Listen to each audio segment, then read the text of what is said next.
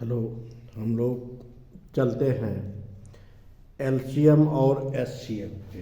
LCM क्या होता है?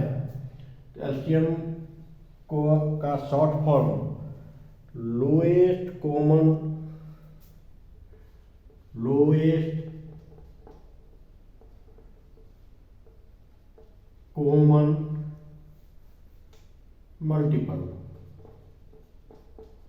मल्टीपल। इसका अर्थ होता है महत्तम समापवर्त।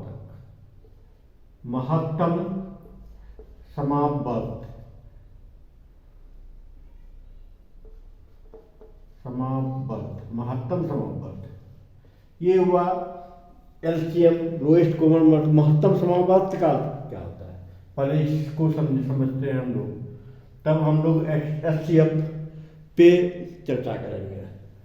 तो ये एलसीएम लोएस्ट मतलब छोटी छोटी, कॉमन मल्टीपल छोटा छोटा अवर्त हो। जैसे एक हम लेते हैं सिक्स का अपवर्त मतलब गुणक। अपवर्त का अर्थ ही होता है गुणक। 6 का अपवर्त क्या क्या हो सकता है? 6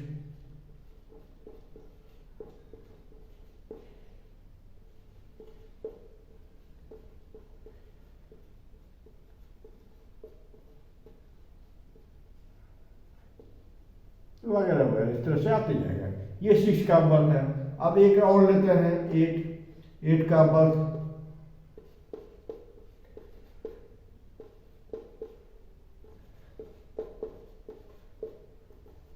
ये आते जाएगा। अपवर्त मतलब तो गुणक, किससे गुना। 8 को 16 में डिवाइड करेंगे हो जाएगा 3 टाइम्स में 24। मतलब जो अपवर्त हो, 8 का अपवर्त हो और 6 का अपवर्त हो यहाँ, क्योंकि लोएस्ट कॉमन मल्टीपल मतलब अपवर्त होता है। अब लोएस्ट मतलब सबसे छोटा, यहाँ क्या कह रहा है? लोएस्ट मतलब सबसे छोटा। लोएस्ट मतलब होता है सबसे, यानी लघुत्तम समापवर्त, सबसे छोटा। अब इसमें देखिए इस अपवर्त में क्या मिल रहा है। सबसे छोटा आप देखते हैं, चलते हैं हम लोग, सबसे छोटा क्या मिल रहा है? 24। ये देखिए सबसे छोटा डिजिट देखना है कि क्या मिल रहा है, दोनों में कॉमन क्या आ रहा है। और तो इससे छोटा कुछ कॉमन नहीं आ रहा है, 8 16 इसमें नहीं है। तो सबसे छोटा जो कॉमन आया वही आपका लोएस्ट कॉमन मल्टीपल यानी 24 कहलाएगा। अर्थात 6 और 8 का एलसीएम 24 हो जाएगा।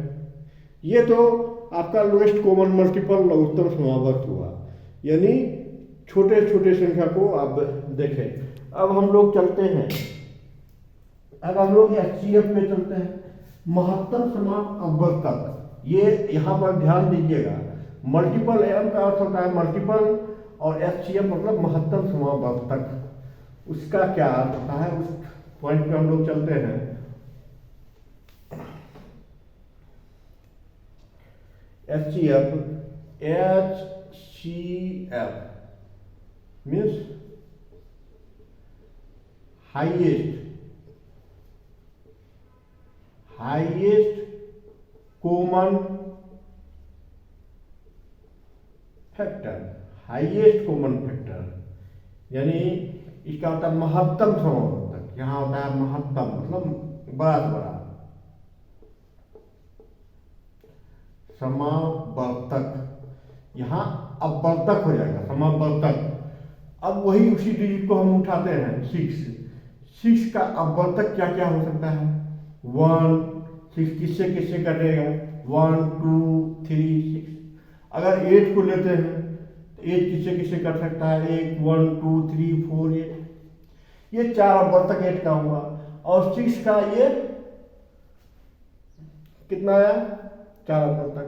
अब दोनों में से महत्तम समापवर्तक क्या आ रहा है? दोनों में से सबसे बड़ा से बड़ा समापवर्तक कॉमन मिल रहा है क्या? सबसे बड़ा से बड़ा संख्या देखना है। छोटा संख्या 1 तो मिलेगा ही, 2 मिल रहा है दोनों में। चलिए 2 तो एक हो गया। अब देखिए 2 के बाद 3 मिल रहा है, नहीं मिल रहा है। 6 मिल रहा है, नहीं मिल रहा है। सबसे बड़ा से बड़ा संख्या देखेंगे दोनों में से क्या मिल रहा है, क्योंकि महत्तम है। यहाँ पहले समापवर्तक लिख देंगे, वहां समापवर्त था, यहाँ समापवर्तक है। इस दोनों 2 पॉइंट पे आपको ध्यान देना होगा कि यहाँ समापवर्त है और वहाँ पर आपका समाप आवर्तक था। तो ये आपका एचसीएफ यहाँ में मेनली सिर्फ दो ही आ रहा है, क्या इससे बड़ा कोई संख्या दोनों में कॉमन आ ही नहीं रहा है। तो ये आपका 2 है। अब हम लोग चलते हैं एचसीएफ और एलसीएम के बारे में कि एचसीएफ और एलसीएम को कैसे बनाया जाता है। ये तो अवर्तक अवर्त को हम समझ कर लिए। अब एचसीएफ यानी एचसीएफ को भी 2 प्रकार से बनाया जा सकता है, फैक्टराइजेशन मेथड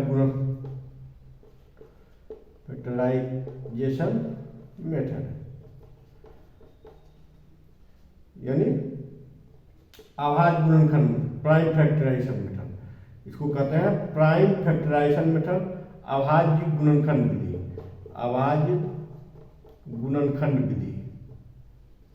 एक होता है अभाज्य गुणनखंड विधि, दूसरा होता है भाग विधि। इसको प्रायः 2 तरीके से बनाया जाता है। एचसीएफ को 2 तरीके से बनाया जाता है, हाईएस्ट कॉमन मल्टीपल और लोएस्ट कॉमन, ये हाईएस्ट कॉमन फैक्टर और लोएस्ट कॉमन मल्टीपल को 2 विधि से बनाया जाता है। चलिए एक विधि को हम लोग यहाँ पर चर्चा कर लेते हैं। तो एचसीएफ हाईएस्ट कॉमन फैक्टर। अब चलिए इस एचसीएफ और एलसीएम क्या है, व्हाट इज एचसीएफ एलसीएम, इसके बारे में आप लोग संभवतः समझ गए होंगे। चलिए prime factorization method next topic में हम लोग बताएंगे। तत्काल के लिए मेरे चैनल को लाइक एंड सब्सक्राइब कर दें। धन्यवाद।